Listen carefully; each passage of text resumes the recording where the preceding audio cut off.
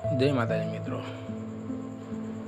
મિત્રો આજે આપણે વાત કરીશું માતાજી વિશે, કુળદેવી વિશે, બાપ દાદાની માતાઓ વિશે.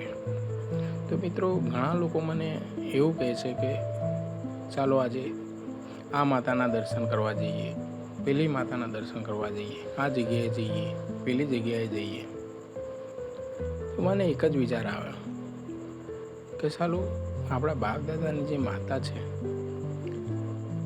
એ માતા, એનું પૂજન છોડી અને બીજે કેમ જવું? શું કારણથી જવું? આપણા બાપ દાદાની માતા, આપણે એટલો વિશ્વાસ એ માતા ઉપર રાખવો જોઈએ. અને ત્યારબાદ ભલે આપણે દુનિયામાં કોઈ પણ જગ્યાએ જઈએ, માતાજીના દર્શન કરીએ. શક્તિ એક જ છે મિત્રો, પણ આપણા બાપાએ શક્તિનું કયું રૂપ પૂજી અને આપણી કુળદેવી બનાવી અથવા તો બની, એ રૂપ પૂજવું એ આપણો પહેલો હક છે, અધિકાર છે. બરાબર?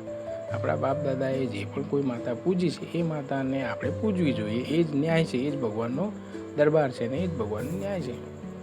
હવે આવી માતાઓને જાણ્યા પારખ્યા વગર કોઈ પણ બીજા ધામમાં જવું, એ માતાઓનો સંઘાત કરવો અને એ માતાઓની વાતો ઘરમાં લાવવી, એ અમુક હદ સુધી બરાબર છે. પણ જ્યારે કુળદેવીનો ન્યાય આવે ત્યારે એ વાતોમાં તથ્ય ખૂબ અવળું પડે છે. કારણ કે બાપાની માતા એ બાપાની જ માતા કહેવાય. ખૂનમાં ભળેલી જે માતા હોય એ માતાને મૂકી અને બીજી કોઈ પણ માતાને પૂજાય નહીં. હવે દુનિયામાં ઘણી માતાઓ છે, શક્તિ તો એક જ છે મિત્રો, પણ તમારા બાપાએ જે શક્તિનું જે રૂપનું પૂજન કર્યું છે એ રૂપનું પૂજન તમારે કરવું જોઈએ. એ ન્યાય છે ભગવાનનો. બરાબર છે? ઘણા લોકો કહે છે કે આપણે આ મંદિરે જઈએ, પેલા મંદિરે જઈએ, પણ જ્યાં સુધી તમારા બાપાની માતા, તમારા વડીલ પૂર્વજો જ્યાં સુધી તમારા હાથમાં, તમારા નસીબે આવશે નહીં, ત્યાં સુધી કોઈ પણ જગ્યાએ જયેલું સફળ થાય જ નહીં. માટે મિત્રો, સતનો સંઘાત કરો. સતનો સંઘાત એટલે કે આપણા બાપાની માતા કઈ છે, આપણા વડીલો, આપણા પૂર્વજો કોણ છે. બરાબર?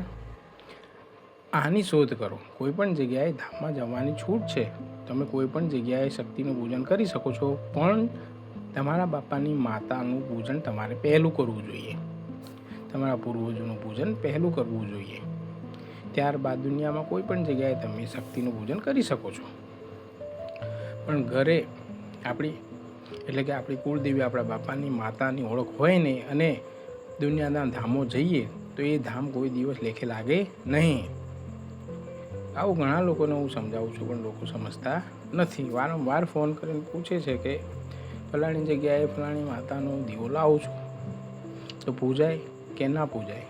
તો મિત્રો, હવે તમે જ કહો, આપણી પોતાની કુળદેવી બાપાની માતા એનું પૂજન કરતા ના હોય અને બીજાની માતા, બીજાના ધામની, બીજાની એટલે કે કોઈ પણ મઢની માતા લાવીને આપણે પૂજીએ, લેખે લાગશે?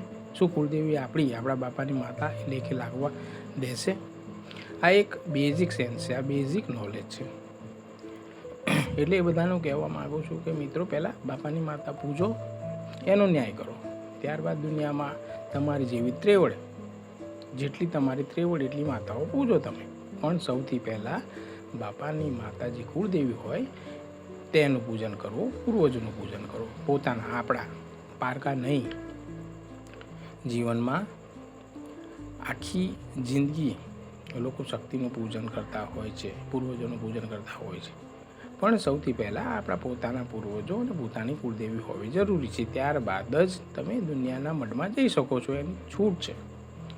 પણ ઘરમાં